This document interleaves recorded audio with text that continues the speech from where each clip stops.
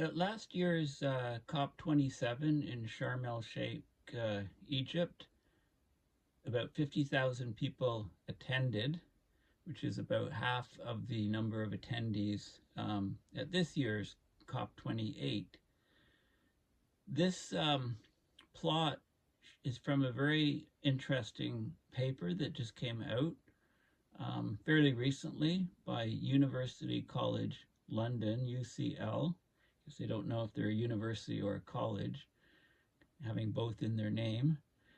What this plot shows is the number of private jet flights arriving to and departing from the Cairo International and Sharm el-Sheikh airports before, during, and after COP27. So COP27 was from November 6th to November 18th. Okay, so it was in this period, November 6th up to the 18th or so. Okay, so this is basically the average number of private jets in the weeks before and after COP27 is shown as a solid green line, and that's about 12 private jets per day. And it peaked on November 9th with about 62 flights, private jet flights per day. So I'm going to talk about the carbon emissions that people used to attend the COP last year and what's expected this year. So this year, with 100,000 people, with twice as many attendees, maybe one can assume to first order that the number of private jets going to Dubai for the COP is about double what it was last year. So you can get an estimate for the amount of the way people are going to this conference. And so the article in UCL Press, and this UCL is University College London, is called Navigating the Climate Conferences, Comparing the Carbon Footprint of Private Jet Travel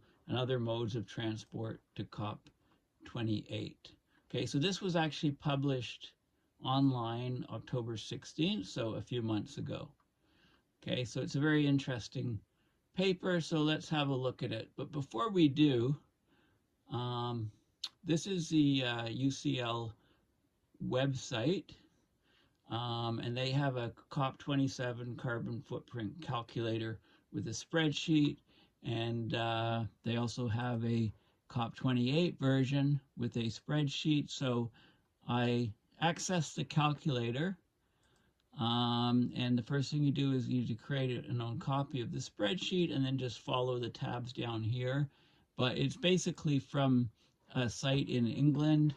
If you're in England to go to the COP, it's designed for that. So basically, you put in, starting city in the UK, so leave it at London, a certain type of car, whether it's gas or electric, you can put in there, or a flight class, economy, preferred mode of land transport, train, and then you look at the results. So you can set all those tabs, and then I just left the defaults, and then you can look at the results. And here's the results for COP28. So there's no easy direct land route between Europe and the UAE because of the security situation in Syria and Iraq. And also, you can't take a ferry across the Mediterranean because it's not presently a viable option. So going to Dubai from London, or the UK, you need to fly at some point. So a direct flight, commercial, 6.9 hours per person, uses 673 kilograms of CO2 equivalent. Okay, so that's the emissions from the flight. Now, if you take a train to Paris from London, and then a flight from Paris to Dubai, you can cut back the emissions, but it's only by a small amount.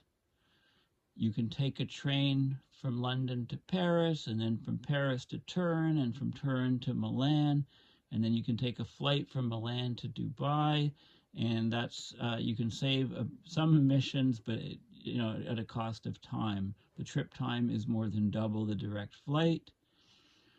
You can keep on training it as far as you can get. London to Paris, Paris to Munich, Munich to Budapest, Budapest to Bucharest, Bucharest to Sofia, Sofia to Istanbul, and fly from Istanbul to Dubai. So you reduce the flight time to 4.3 hours. So again, you cut more emissions compared to the direct commercial flight. Now, a private jet from London to Dubai uses 7735 kilograms of CO2 equivalent, which is about 11.5 times what the commercial flight will be. And of course, the main reason is that there's very few people in the aircraft. It's a small aircraft, very few passengers. Okay, so that's sort of the calculator, and you can change all the parameters and change inputs, and it gives you the emissions if you attend virtually. It's like 1% or something of what you do attending in person. Okay, so it's a spreadsheet showing all of that. Okay, so, and this paper is based a lot on the results from that spreadsheet. So let's delve into the paper a bit more. So the COP, the annual conference of the party meetings, are pivotal events for collective action to combat climate change.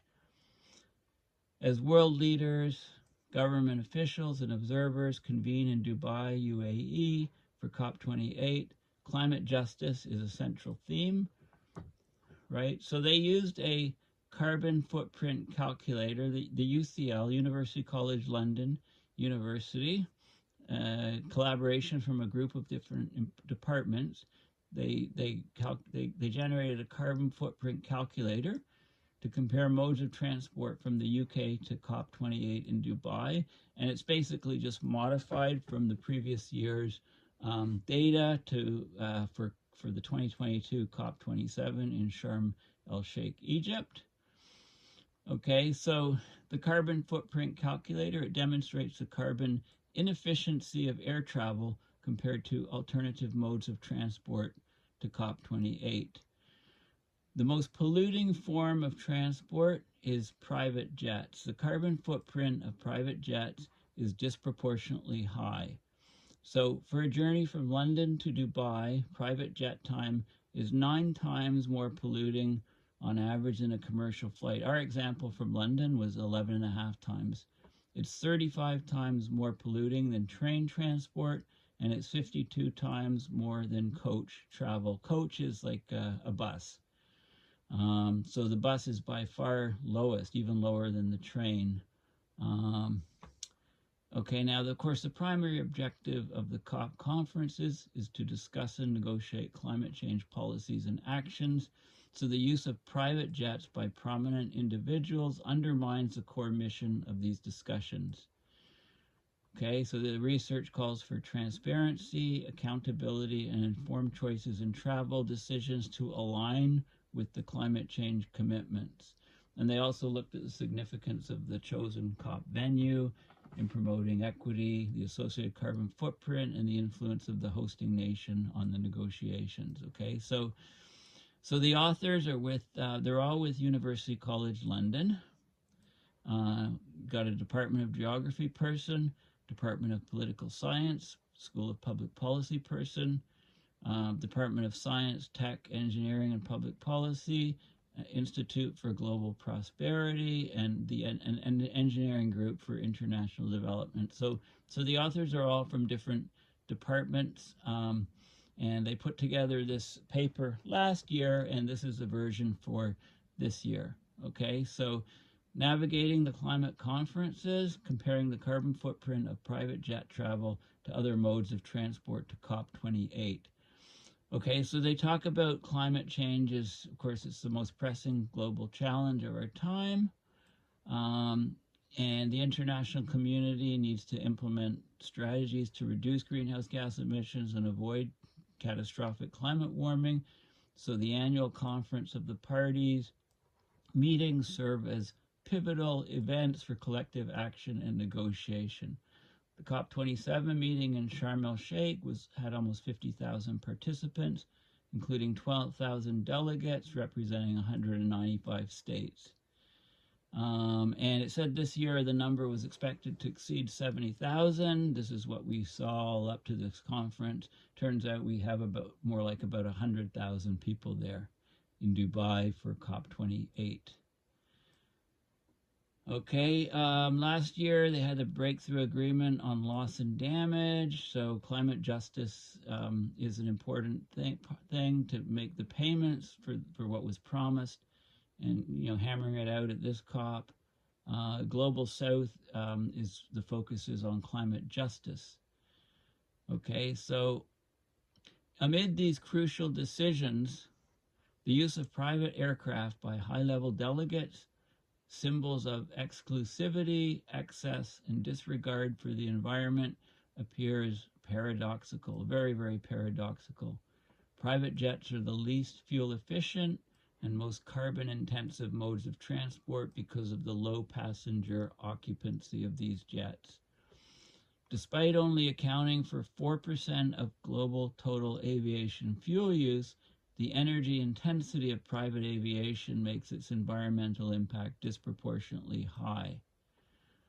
Okay, it's a transport option that's reserved only for the highly affluent, the very, very wealthy, the 0.1%, the 1%. Also for global leaders, private aviation produces emissions of up to 7,500 tons of CO2 per year. It's 5 to 14 times more polluting per passenger than commercial travel. The contribution of the highest emitters to global warming is about 50,000 times greater than that of the lowest income communities living on less than US $1.90 per day.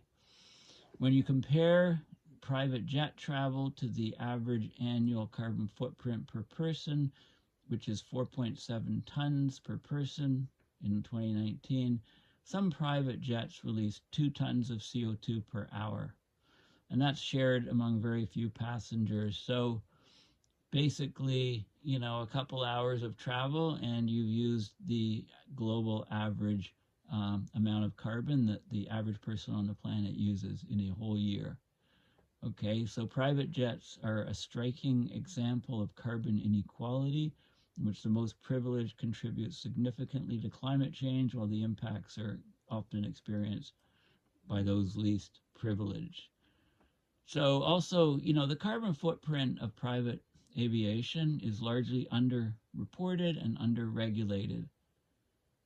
Okay, so what they did is they looked at the numbers from last year at the COP, and they got the impacts, the carbon footprints of people that actually went to the conference, and they're using the same sort of calculators to calculate and estimate it this year before the final numbers come in.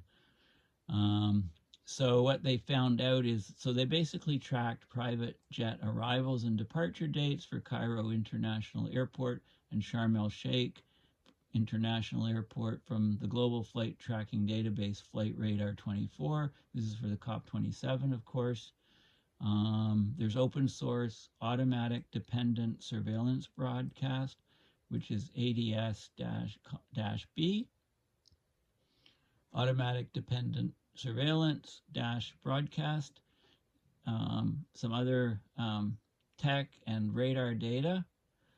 Okay, with transponders, and they had networks, so they could basically track the aircraft and then get all the possible cities that you could fly from, and look at the cities you could take trains to, etc. And they generated that calculator. Okay, so they did it. So this is the results for which I showed you in the introduction. This is a number of private flights into arriving to and departing from Cairo International and Sharm el-Sheikh. And you can see the big, the average for the yearly average is like 12 flights per day. And you can see the big bump for the conference. Okay, so there were 315 private flights during COP27. The domestic journey accounted for 17% of all flights. That was just between Cairo and Sharm el-Sheikh. There were also international paths to Sharm el-Sheikh, between Cairo or Sharm el-Sheikh to London, Tel Aviv, Dubai. Europe was the top origin and destination for private flights during COP27, followed by the Middle East and North Africa. There were lots of people from the Middle East because there was a huge contingent from the UAE, for example, because they knew they were hosting the conference for the following year. Okay, the total carbon footprint of private jet flights to and from Cairo International Airport and Sharm el-Sheikh during COP27 amounted to 1.1 kilotons of CO2 equivalent. This is equivalent, okay, so this is the private jets. It's equivalent to 23,134 car journeys, and 72,872 train journeys, traveling the most common COP27 private jet journey. Okay, so here's the number of flights from various places around the world to the to Cairo and Sharm el-Sheikh during COP27, 5th to 19th of November 2022 are the dates. So the airports are the purple dots and the flight paths are the pink lines, and you can see them all flying the Great Circle routes. Right, large number of private jets going. This is the number of private jet flights rated by distance in kilometers, 0 to 249 kilometers, a lot, 250 to 499, so a lot of short haul and some long haul. Okay, this is the emissions of the private jets, the 315 private jets, and it's equivalent to the emissions from 23,134 petrol or their gasoline cars, or 72,872 train journeys for people. Okay, this is the other options that were looked at, like so direct flight from London to Sharm, and then train, and then flight, you know, further train and flight, even further train journey and flight. So different scenarios were looked at to look at the emissions. This is the comparison of the carbon footprint per person in kilograms CO2 equivalent of private jets. This is the 5 most common models based on COP27 data of jets that flew into COP27. So Cessna Citation, Bombardier Challenger. Okay, so these are the emissions, the kilograms of CO2 equivalent per person when people were flying these different aircrafts. The average private, very, very high emissions. And this is these are commercial flights. The average commercial being, a fraction, an order of magnitude almost 10 times lower than the private jets. This is the private jet flight emissions compared to a commercial flight, compared to driving a car, a diesel car, gas car, train, electric car, coach, okay, a bus. Okay, so you can see the carbon intensity in grams of CO2 equivalent for different modes of transportation to COP28. Okay, and this is another comparison showing the carbon footprint per person for different modes of transport from London to Dubai for COP28. Private jets, dwarfing about 11 times more than a commercial flight, which is quite a bit more than the train or an electric car or a coach. Okay, so this is COP26 from London. It was in Glasgow, so emissions were much lower. This is the emissions in COP27, and this is the emissions in COP28 in different modes of transport. Okay, so basically, the emissions from private jets to these climate conferences is enormous. Transportation is a significant contributor to global greenhouse gas emissions, accounts for about 15% of the total greenhouse gas emissions, almost 1/4 of the carbon emissions from the energy sector.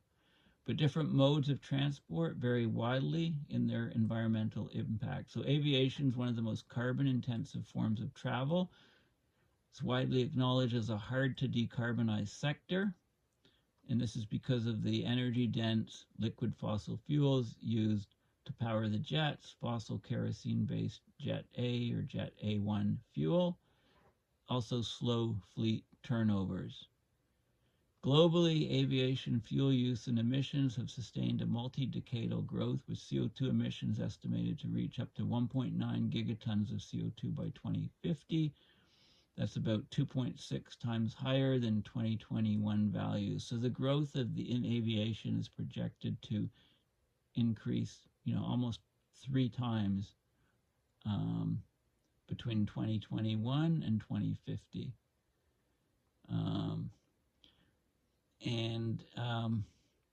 Another thing is that, there's other impacts beyond CO2 emissions from aviation. So aviation also contributes to climate warming through the release of it's a CO2, but also there's non-CO2 emissions. These are indirect effects. It's like nitrogen oxides, NOx, sulfur dioxide, soot particles, and water vapor, so contrails up in the atmosphere. Through changes in the chemical composition of the atmosphere and cloud cover, these emissions impact the Earth atmosphere radiation budget. Different components are both warming and cooling, but the net impact is a warming, positive radiative forcing. The largest positive climate forcings are from the NOx emissions and the production of contrails and cirrus clouds. Okay, so basically, you need to add the direct and indirect effects. And so anyway, private jet travel to climate meetings just doesn't make sense. Private jet travel is currently our most polluting mode of transport, consuming large amounts of fuel and carrying relatively few passengers. For example, on a journey from London to Dubai, the carbon footprint of private jet travel is 10 times higher per passenger than the average commercial flight. In terms of carbon intensity, the amount of CO2 equivalent emissions released to travel 1 kilometer per passenger. Private jet travel is 9 times more polluting than a commercial aircraft, 35 times more polluting than train transport, and 52 times more polluting than coach travel. There's other research that shows private jets to be 5 to 20 times more polluting per passenger than commercial alternatives, and 50 times worse than trains. The use of private jets by world leaders, corporations, and the super rich is receiving increasing attention. So during the WEF, the World Economic Forum in 2022 in Davos, Switzerland, a study recorded 1,040 private jets emitting 9,700 tons of CO2 equivalent. Overall, the total carbon footprint of private jets to and from Cairo and Sharm el-Sheikh is estimated to have been 1.1 kilotons of CO2 equivalent.